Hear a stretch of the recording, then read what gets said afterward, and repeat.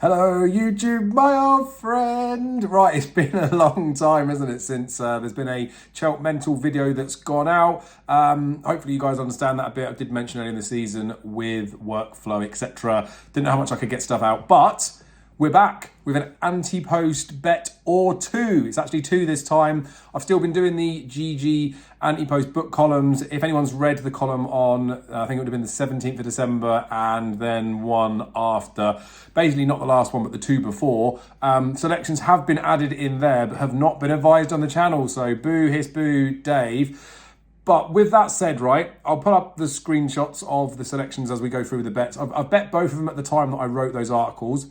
They were both written before non-runner money back came in, and certainly for the former, and to an extent the latter, I was kind of toying with waiting and seeing what prices came up on the non-runner money back stuff. Been a little bit busy with doing just bits anyway, but the price wasn't going to change, especially like I said on the latter, so it was fine. Although the price has changed on the former, which I'll start talking about their names in a second, we're in a good position because of the non-runner money back that's still there. And I mean, the price is still there for the former if you wanted to take the full dirty risk. But reason I'm getting this out now, it's not exactly rushed, but I was going to get this video out anyway. So like it's on my schedule of like to-do list stuff to do. And as I say, I don't think there's a massive reason why the prices would change. I don't think necessarily anybody's, I'm not saying they're not on the same line of thinking as me, but I think if they were going to change, they would have changed by now, right?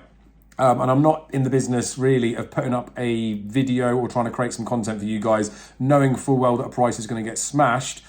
I mean, it would be good to do that if I could be forecasting the future and I could really know and I could get this out to the masses in time. But by the time I record, upload, you guys might watch this, a number of hours is going to pass by, right? And within those number of hours, if I know a price is going to collapse in that window, it's not fair for me to post something and be like, oh, you could have got on at that price if you'd watched the video. In the first 30 seconds, it went up. Anyway, that's waffling, which you know I'll do, probably miss that. But the two that I'm going to talk about, the reason I wanted to get this video out now is the weekend watch for GG that I do every Thursday will go live at exactly the same time as this video. Now, of course, there'll be an introduction in there, so the 2 minutes that you've been watching this, if you watch this first, then doesn't make a difference. But because there's been an issue with the weather, we're looking at some races for this Saturday on the GG Weekend Watch, so go give that a check out. But we're also talking about some Cheltenham bets. They've asked for a nap, they've asked for a lay, and they've asked for an each-way bet. Now, the nap and the each-way bet are what I'm going to talk to you about in here. You may be a bit crazy thinking, why, it's a nap this time for the Cheltenham Festival and you've not told us about it. Boo, Dave. But it's because of the fact that it's the non-runner money back concession. So both bets are with William Hill, non-runner money back, which means the trusty tin's back. The Ante-Post bet slips are going in there. So basically, right, I've put this video out, published it at the same time as the GG Weekend Watch. Might have gone up a couple of minutes early, don't sack me, GG. But basically, this basically gives both sets of subscribers and both audiences the time to watch it at the same time, the video. And then should there be some sort of snowball in price collapse, which isn't going to happen, but if there was something that happened, at least it's gone out for both people, they can see it. I think a lot of you subscribe across both would probably watch both anyway. But yeah, I didn't want to get this recorded, send it out before the GG one. Just publish them at the same time. You got a chance to watch it. And as I said, I don't think these will shorten up. One of them should have done if it was going to, but it hasn't. So it's fine. Right, let's talk about the ones that they are. So the one from the first column, which is going to be the nap on the GG Weekend Watch, spoiler alert, but go like, comment and subscribe, is Impervious for the Mayor's Chase, right? Now, normally when I'm doing these videos, I'll have written my article or I've done some work on it and then I'll be talking about it fresh. But I've picked up my notes again in here, so normally I wouldn't be looking down, but I'll just pick up a few bits in there. But it's Impervious for the Mayor's Chase, right? She's top price 7-1, which is the price that was advised in the column. I'll put a link in the description for both those articles as well from my GG Ante-Post books. You can go give them a read, see some more reasoning in there. Just check them out anyway, but to see I did what I did. 7-1 still with Sky Bet. But 5-1 generally, there's a few places at 6-1, but it's 5-1 more importantly, non-runner money back with Hills. Now, in the article I wrote, I was toying with waiting for an actual entry for Impervious.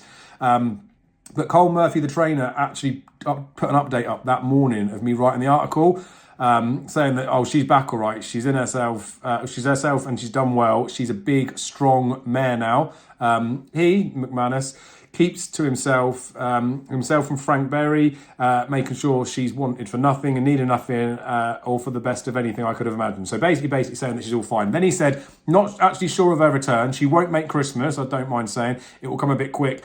I'm hoping the new year will favour us, but I can't even tell you where we start of her, yet she will still all be systems go. So we will see. She's doing a few bits of serious work. We'll have a better idea after them, but fingers crossed it's been so far so good. So look, basically there's lots of positive comments saying that she's almost back, right? So they were positive. So I was happy to do that. And I was thinking there might be a little bit of a market change. So she's gone from 7s from some places in a little bit shorter, but she's still the top price that was about. So like I say, didn't feel the rush that was in there.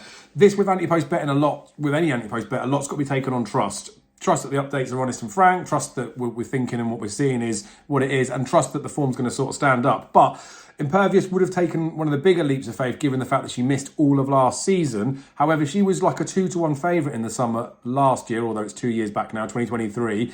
And now she's available at a top price 7-1 for a race that doesn't necessarily look like it's any better now. I think the patient approach of her is going to be a good thing. Like, you can try and rush to get a horse back, couldn't you? But I think there's no reason to think she wouldn't just be as good, if not better than ever, because she was only a 7-year-old when she was doing bits before. Again, in the written article, there's lots of details in there. Talk about the RPRs that she's recorded. Talk about the figures she put in at Punchestown. Talking about the fact that the owner's got Limerick Lace as well, who of course won the race last year, was very well backed on heavy ground, but she's been slapped up last year and they went for a national with her. They've also got Dino Blue in the race, but when I wrote this article, Dino Blue felt like more of a threat at the time. However, after a heavyweight chase run when she was well backed, giving £10 to an Ergwin, or was £10 wrong with an Ergwin, I thought it was a pretty good run. Then I backed her at Christmas for the champion, the Paddy Power reward chase. I really thought she had a proper chance there. I had a good each way bet on her. Came in for the last bit, and again, I've written in the reviews in these Ante-Post books of what I thought of that race, but she came in, still thought she was travelling well enough. There was no way she wasn't going to place, and she went out like a light. Now, they put a tongue tie on her for that race at Christmas. She looks like she might have some windy issues. So look, she has obviously got a chance. They might be able to fix them by Christmas, but they're not like Impervious is now playing second fiddle to any of those. And Impervious has already slapped up Dino Blue when they were novices. So I can't shake that out of my head. The price discrepancy looked big beforehand, as I wrote in the article. Now it's non-runner money back as well. You look at these, like Dino Blue's 3-1 non-runner money back. Impervious is 5-1 non-runner money back. I don't think anyone would argue if Impervious was only 3-1 non-runner money back. So look, I backed her. Allegory Devassi was very good the last day, and I fancied her for the race last year, but she's just so in and out, isn't she? So yes, she'd be a threat, but Impervious, if she gets there, we've got the concession of non-runner money back. If she doesn't, we'll get our money back. If she gets there, I reckon she's going to go and do bits in here, because I know the girls can be hard to trust when it comes to racing in terms of consistency and things like that, but they've kept her, haven't they? And they've been doing bits with her, and she sounds like it's all positive. So look, I just think she can't go off as big as 5-1 on the day, especially with the concerns about Dino Blue finishing off those races the last twice. Allegory Devassi, as I say, is quite in and out, and Limerick Lace would need an absolute bog again. Could happen, couldn't it? But yeah, I think she's a bet. So we've had that. I'll show this one up as well, because I can crop this, but we'll just put it up on the screen. This will give you a clue to what the next one is, as I cover my fingers on it. But anyway, we've had 50 quid at 5-1 on Impervious on there, as well as the bet that I've already pulled up. But you'd have seen in there, Better Days Ahead is another bet that I've had 50 quid on top of the already bet that I've had on there. Maybe I've got a little bit overexcited and had too much on that one, but still, I can't believe this horse is 14-1 for a Brown Advisory Novices Chase when it's non-runner money back. Now, you can go and look at the exchange for insight of where people might be thinking, or horses that could be popular or unpopular. Better Days Ahead, I think, is 4th in the betting on the exchange, and there are people putting up like 19 for like 15, 20 quid or whatever. People trying to back this horse for this race. And of course, the exchange isn't non-runner money back. Now, in the article that I wrote, he was top price 16-1. I couldn't actually get on with the firms that were 16-1, so the bet that I would have pulled up would have been at 14s, but he's still 14s non-runner money back. Now, my biggest case with this is sort of twofold, I guess. Deep enough renewal potentially, like Ballyburn, this would have been the race I would have favoured him for at the start of the season. But I think if the Turners Novices Chase was back like it used to be, I think you'd be looking at Ballyburn and the Jukebox Man going head to head in there. Throw a Django Bay in there as well. Now, Ballyburn was obviously favourite for an Arkle before, got beaten by Sergino, giving him £6, and now all of a sudden he's shortened up for a Brown Advisory, which again makes sense. I think he does stay, but he shouldn't be shortening off the back of a defeat logically. The Jukebox Man, Ben Paulin, said, I'll give him an entry in the Arkle and the Brown Advisory. Paulin said, if it comes up bottomless or proper soft, I'd be tempted to look at 2 miles, but I must admit that was before I saw Sergino. Also, that Feltham at Christmas was run at a crawl, and it was just really fast sprint in the finish. He beat Highland. Highland's not definitely confirmed as a stayer, especially on bad ground. So look, we're talking about a couple of horses there that if the Turners was here, would be going for that race as far as I'm concerned, right? Which doesn't mean they can't win a Brown Advisory, but they're taking up a chunk of the market when it's not 100% certain that that's going to be where they run, even though I think it will be where they go. But it's not 100% certain if that's what their ideal would be. Now, talking about better days ahead, obviously slammed Slade Still on Chasing Debut over 2.5 miles. That was the trip he won the Martin Pipe on, albeit on heavy ground. That was under Jack Kennedy, obviously had an injury since. He jumped well enough. He went a little bit left, but it wasn't going to be a problem for March, right? I didn't look at him and think, oh, he can't be able to jump around Cheltenham. Obviously, Slade Still was beaten again by Lecky Watson, who could run this Sunday in the Grade 3 Novices Chase in Punchestown. But I do think that Better Days Ahead's run at Christmas, when he was only just beaten by Croke Park, probably needs to be upgraded, right? The RPR that he got for that was just 152. Now, previous renewals of that, and I say just 152, like Monkfish and Delta Work that won that and then went and ran real well in a Brown Advisory or won it, both achieved 160s RPRs. So it wasn't a performance that would push out to say, well, they should be going on to win a Brown Advisory, which is probably why he's been reserved in the market. And of course, getting beat, probably why his price didn't shorten up either, which probably didn't necessarily deserve to do, even though I think he's a fair enough price. But it was a foggy race, wasn't it? And we don't know what happened. So I don't know how the RPRs can really be trusted. He's been keen before. He was a bit keen in that race with Slade Still, to be fair. But he seemed to settle better from what we could see from the fog. Croke Park got racing like a bit of the way out. He did stay with him, and then he did stay well through to the line, that he was on top at the finish, to suggest that if these two met against each other in a Brown Advisory, he would slap up Croke Park as far as I'm concerned. I thought it was a really good effort. Danny, we're going to have to switch his whip on the finishing bit when they get to the line. I don't think it cost him the race, but none of those things would have helped. But he will just excel in a test at Cheltenham, and the fact that it obviously managed to see out the finish, I don't think his keenness is going to be a major problem with it. Now, look, I talked about the Monkfish Delta Work using that race as a launch pad to go do well in an RSA. Let's talk about the Martin Pipe. Don Poley, Sir Deschamps both won a Martin Pipe before going and winning an RSA. Of course, Galloping Deschamps went and won a Turner's, but is a Martin Pipe winner.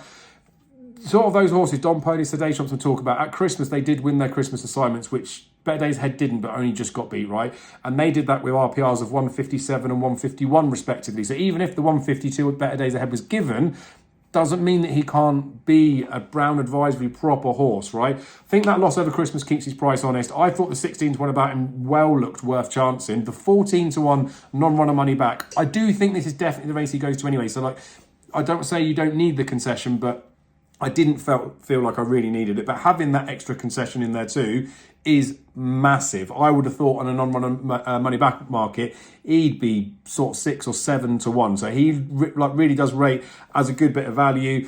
You've got horses like Il Atlantique that are shorter than him for a Brown Advisory, when he's now probably going to be going to an Arkle, and they're asking for 200s on the exchange for a horse like that. So look, all things said, I bet those horses non-runner money back. I wanted to get this video out, as I say. I think they're both, especially for non-runner money back, I think they're both well worth betting.